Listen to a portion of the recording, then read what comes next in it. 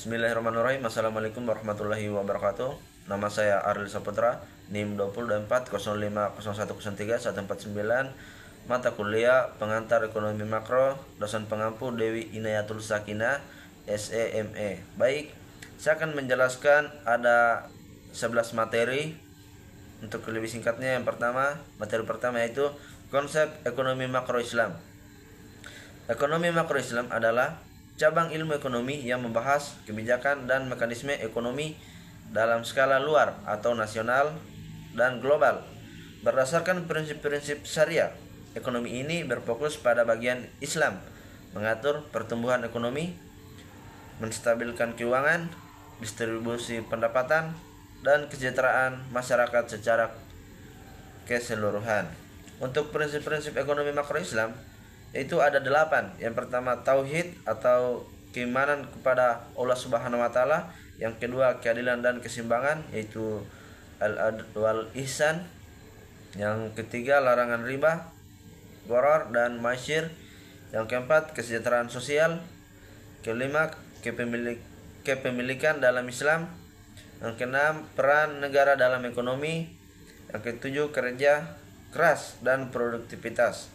Yang kedelapan dan terakhir stabilitas ekonomi dan keuangan. Untuk perbedaan ekonomi makro Islam dan ekonomi makro konvensional itu ada 6. Yang pertama perbedaan dalam tujuan ekonomi. Yang kedua perbedaan dalam sistem keuangan. Yang ketiga perbedaan dalam distribusi kekayaan. Yang keempat perbedaan dalam peran pemerintah. 5 perbedaan dalam pasar dan mekanisme harga. Yang terakhir atau yang keenam perbedaan dalam konsep kesejahteraan. Baik, di sini kita akan beralih ke materi kedua yaitu uang dalam ilmu makro ekonomi Islam.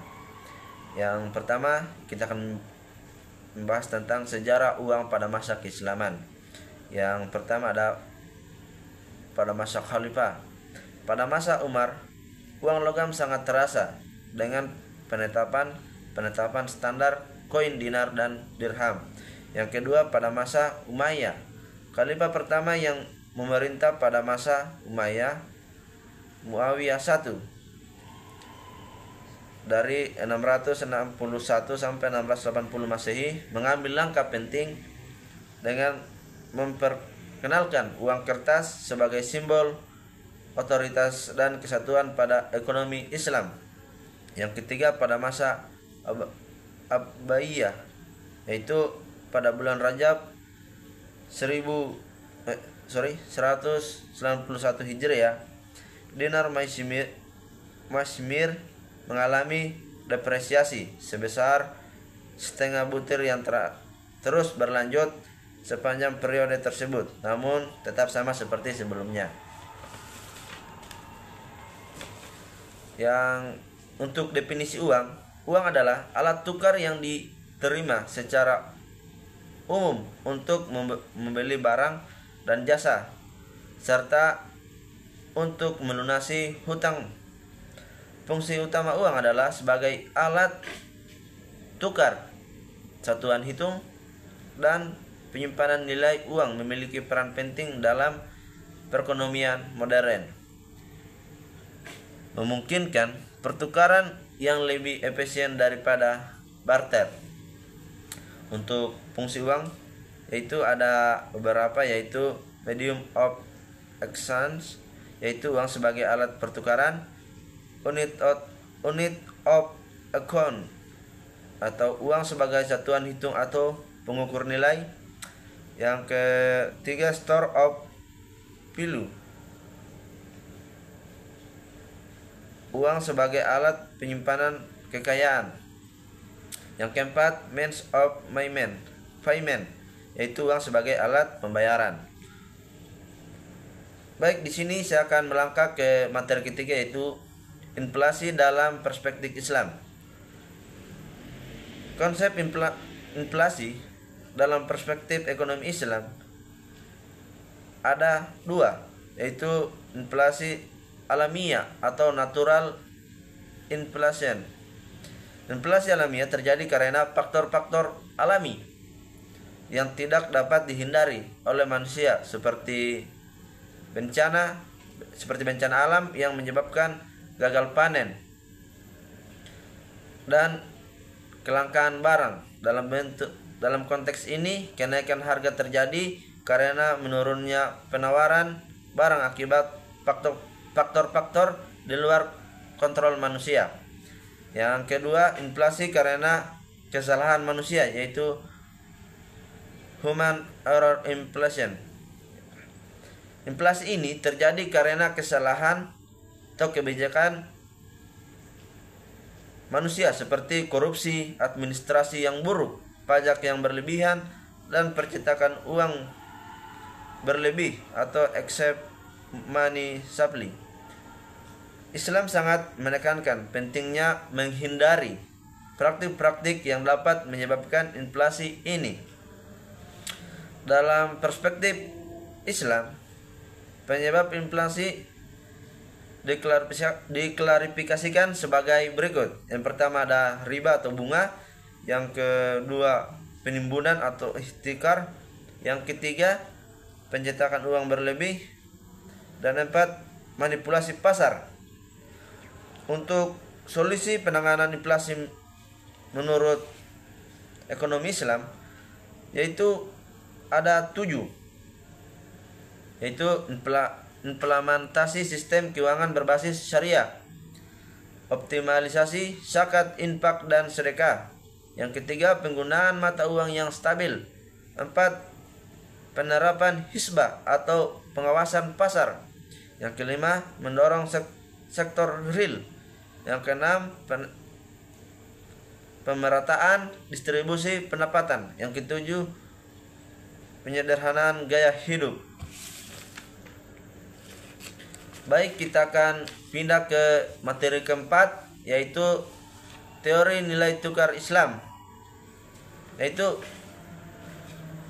konsep nilai tukar dalam ekonomi Islam yaitu harus mencerminkan nilai intrinsik dari suatu mata uang dan harus bebas dari unsur riba dan spekulasi mata uang. Dalam Islam idealnya berbasis komoditas seperti emas dan perak atau dalam kurung dinar dan dirham yang memiliki nilai intrinsik dan lebih stabil dibandingkan dengan mata uang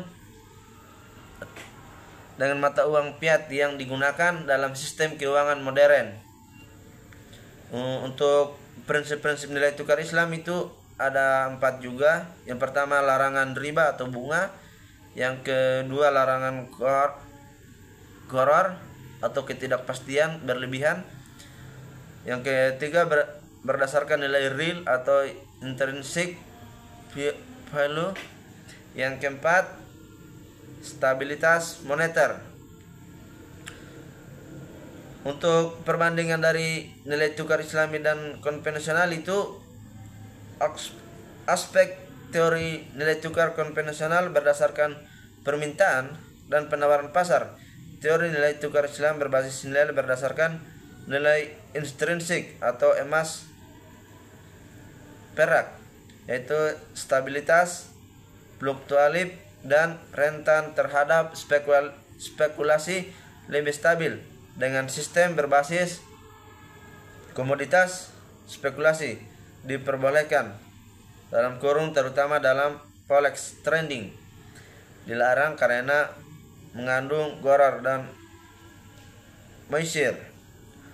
Untuk tantangan implementasi nilai tukar Islam itu ada 3, yaitu dominasi sistem fiat money. Yang kedua, kurangnya dukungan infrastruktur keuangan. Yang keempat, globalisasi ekonomi.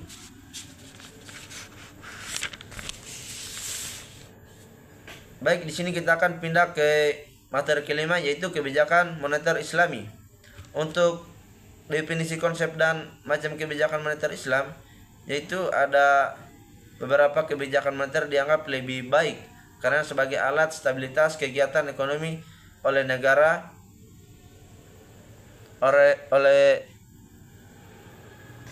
karena pertama tidak menimbulkan masalah. Yang kedua, decision log-nya tidak terlalu lama.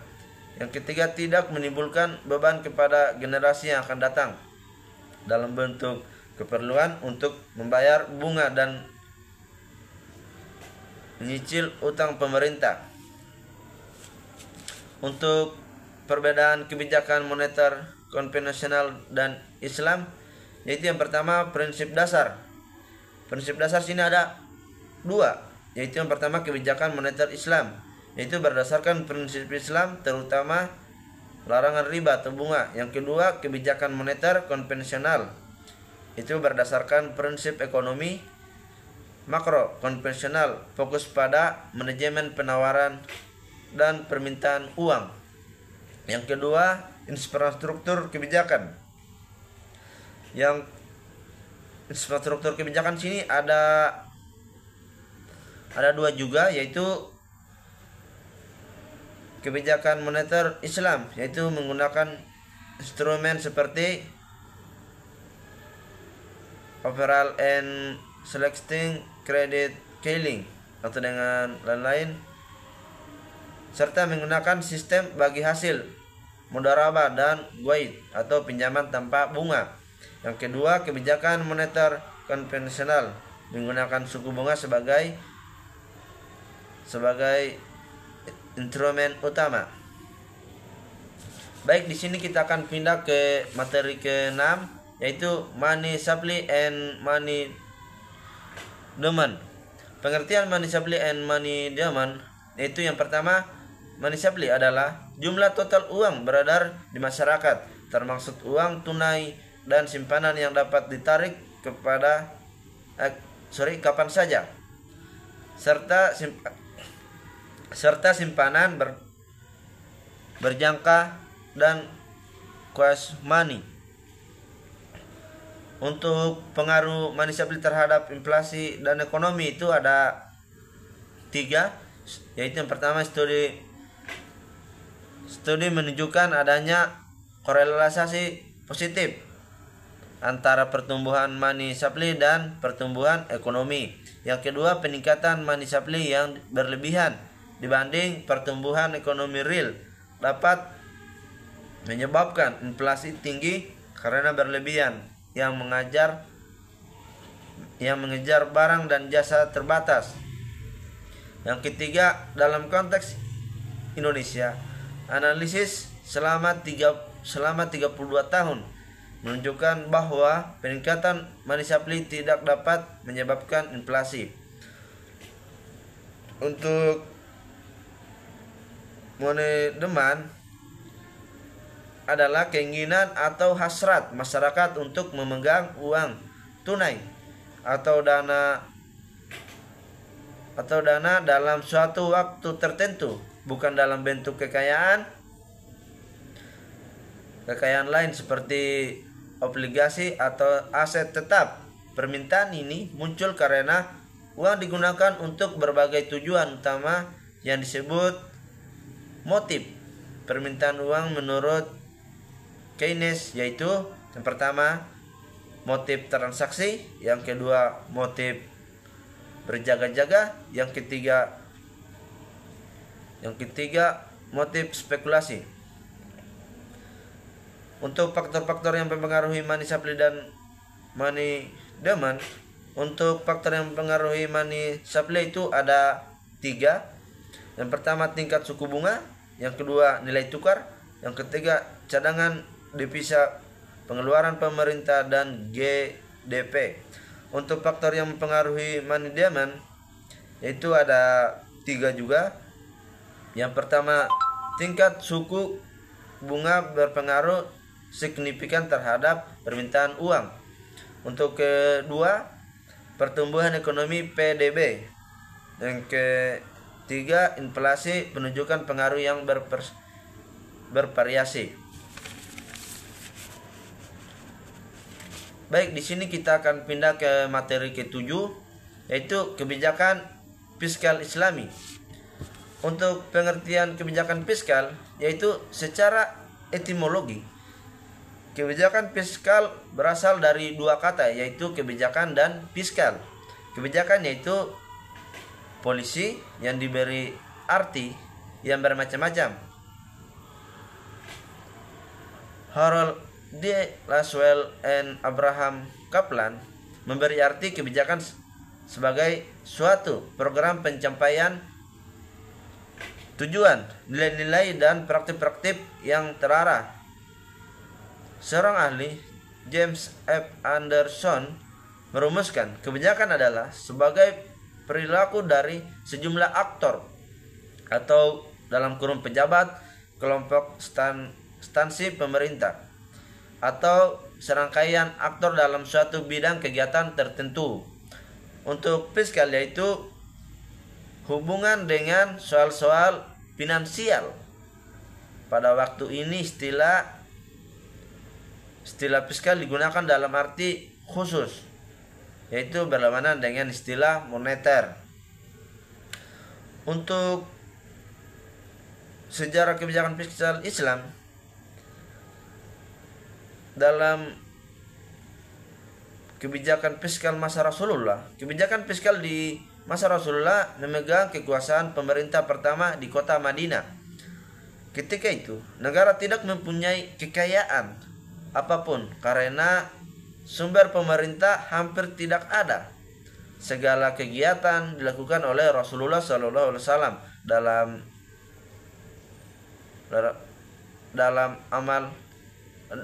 awal masa pemerintahan yang dilakukan berdasarkan keikhlasan sebagai bagian dari kegiatan dakwah yang ada. Untuk negara mulai mempunyai pendapat sumber pemerintah pada masa Rasulullah SAW digolongkan menjadi 3, yaitu yang pertama golongan muslim, yaitu zakat, usur, dan zakat fitrah, amwal fadlah. Yang kedua golongan non muslim, yaitu jizya, kharaj, dan shar. Yang ketiga golongan sumber lainnya, yaitu ganimah, fai, uang tebusan, hadiah dari pimpinan, pinjaman dari kaum muslim atau non muslim.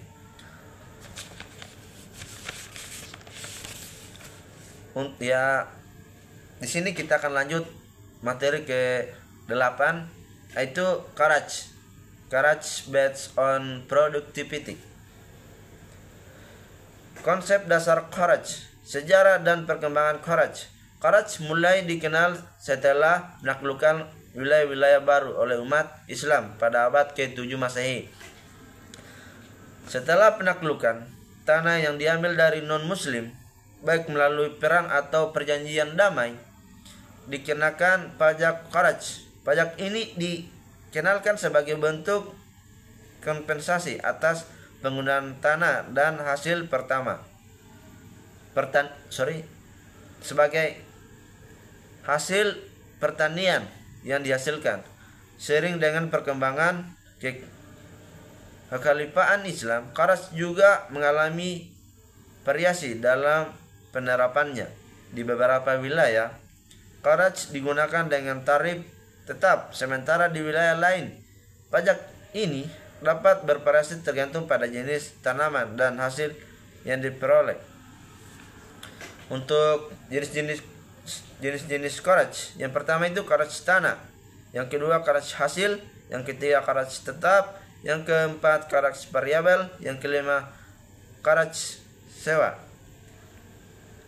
Untuk definisi produktivitas, yaitu produktivitas adalah ukuran efisiensi dalam menghasilkan barang dan jasa yang dinyatakan sebagai perbandingan antara output yang dihasilkan dan input yang digunakan dalam suatu proses produksi. Dalam konteks ekonomi, produktivitas mencerminkan seberapa baik sumber daya seperti tenaga kerja, modal, dan teknologi yang dimanfaatkan untuk mencapai hasil yang diinginkan. Untuk faktor-faktor yang mempengaruhi produktivitas, yaitu salah satu faktor utama adalah teknologi. Penggunaan teknologi modern dalam proses produktivitas dapat meningkatkan efisiensi dan efektivitas. Kemungkinan perusahaan untuk memproduksi lebih banyak barang dengan biaya yang lebih rendah. Inovasi dalam teknologi juga dapat mempercepat proses produktivitas dan peningkatan kualitas produk. Untuk dampak Karax terhadap pengelolaan sumber daya yaitu ada 3. Dapat mendorong petani agar lebih efisiensi dalam menggunakan sumber daya. Yang kedua, dapat mempengaruhi keputusan investasi dalam pengelolaan sumber daya. Yang ketiga, juga dapat mempengaruhi pola penggunaan lahan. Baik, di sini kita akan pindah di materi ke-9 yaitu pajak terhadap penawaran. Kita akan menjelaskan pengertian pajak dan penawaran. Pajak merupakan kontribusi wajib yang harus dibayarkan oleh individu maupun badan usaha kepala negara berdasarkan ketentuan perundang-undangan yang berlaku tanpa mendapatkan imbalan secara langsung. Menurut Undang-Undang Republik Indonesia Nomor 28 Tahun 2007 tentang ketentuan umum dan tata cara perpajakan, pajak adalah kontribusi wajib kepada negara yang terutang oleh orang pribadi atau badan yang bersifat memaksa berdasarkan undang-undang dengan tidak mendapatkan imbalan secara langsung dan digunakan untuk keperluan negara bagi sebesar-besarnya kemakmuran rakyat. Untuk pengertian penawaran dalam ilmu ekonomi diartikan sebagai jumlah barang atau jasa yang bersedia dan mampu ditawarkan oleh produsen kepada pasar pada berbagai tingkat harga dalam periode waktu tertentu. Untuk jenis-jenis pajak yang mempengaruhi penawaran itu ada 4. Pajak pertambahan nilai itu PPN. Yang kedua, pajak penghasilan PPH atau badan. Yang kedua, pajak penghasilan PPH badan. Yang ketiga, pajak ekspor dan impor. Yang keempat, pajak lingkungan atau green tax. Untuk mekanisme pengaruh pajak terhadap kurva penawaran itu ada 4, yaitu dampak terhadap struktur biaya, pergeseran kurva penawaran. Yang ketiga, efek terhadap harga dan kualitas. Dan terakhir, perbedaan jenis pajak dan pengaruhnya. Untuk dampak pajak terhadap investasi dan produksi. Pajak yang tinggi dapat menurunkan daya tarik investasi di sektor produksi. Investasi cenderung mencari wilayah atau negara dengan sistem pajak yang lebih kompetitif. Pajak menurunkan margin keuntungan akan membuat investor enggan menanamkan modal baru, terutama dalam jangka panjang atau dalam jangka panjang. Pajak dampaknya adalah yang pertama, turunnya pertumbuhan kapasitas produksi, yaitu yang penurunan output nasional, lambatnya ekspansi usaha dan inovasi. Baik, di sini kita akan pindah ke materi ke-10, yaitu pertumbuhan ekonomi dalam perspektif Islam. Teori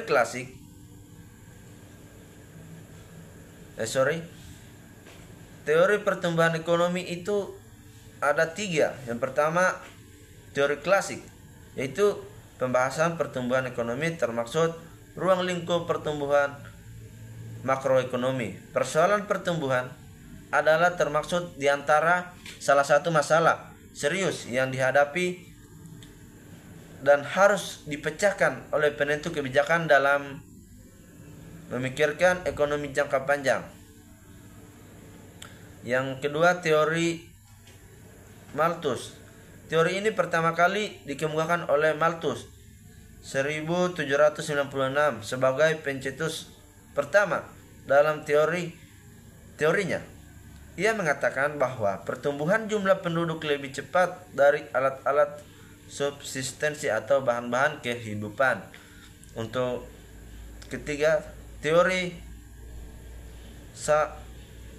Schumpeter. Dalam teori ini lebih menekankan pada peran pengusaha dalam menciptakan pertumbuhan ekonomi. Pengusaha merupakan golongan yang akan terus-menerus membuat pembaharuan atau inovasi dalam kegiatan ekonomi. Pertumbuhan ekonomi dalam Islam. Islam mendefinisikan pertumbuhan ekonomi sebagai perkembangan yang terus-menerus dari faktor produksi secara besar yang mampu memberikan kontribusi bagi kesejahteraan manusia. Dengan demikian, maka pertumbuhan ekonomi menurut Islam merupakan hal yang syarat nilai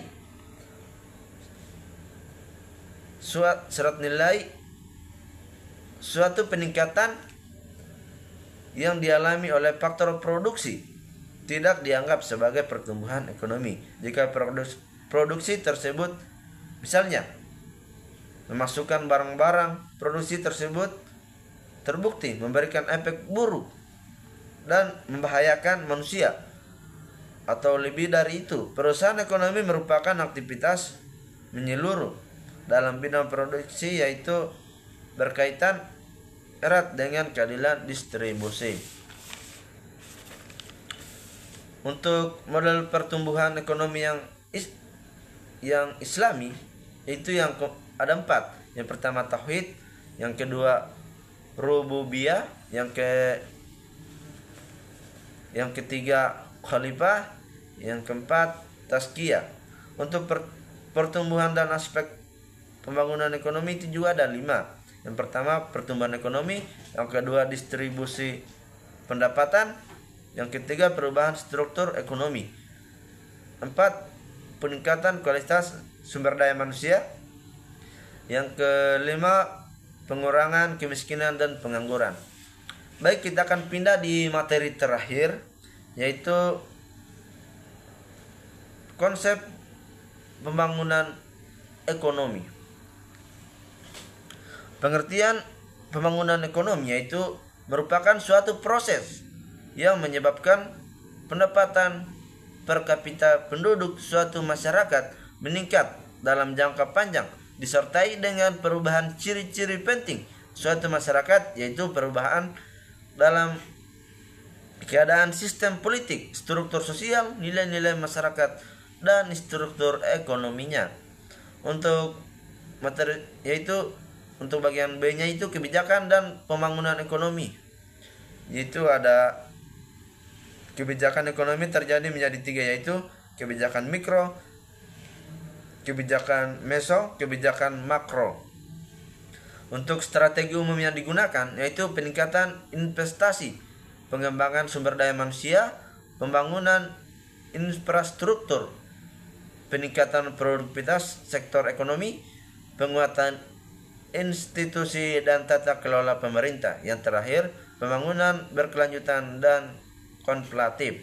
Untuk tujuan dan manfaat pembangunan ekonomi yaitu untuk tujuannya yaitu meningkatkan ketersediaan dan distribusi kebutuhan pokok, peningkatan standar hidup, perluasan pilihan ekonomi dan sosial, peningkatan infrastruktur dan teknologi, pemerataan pendapatan dan pengentasan kemiskinan, peningkatan daya saing global, keberlanjutan lingkungan. Untuk manfaat pembangunan ekonomi yaitu output suatu masyarakat meningkat.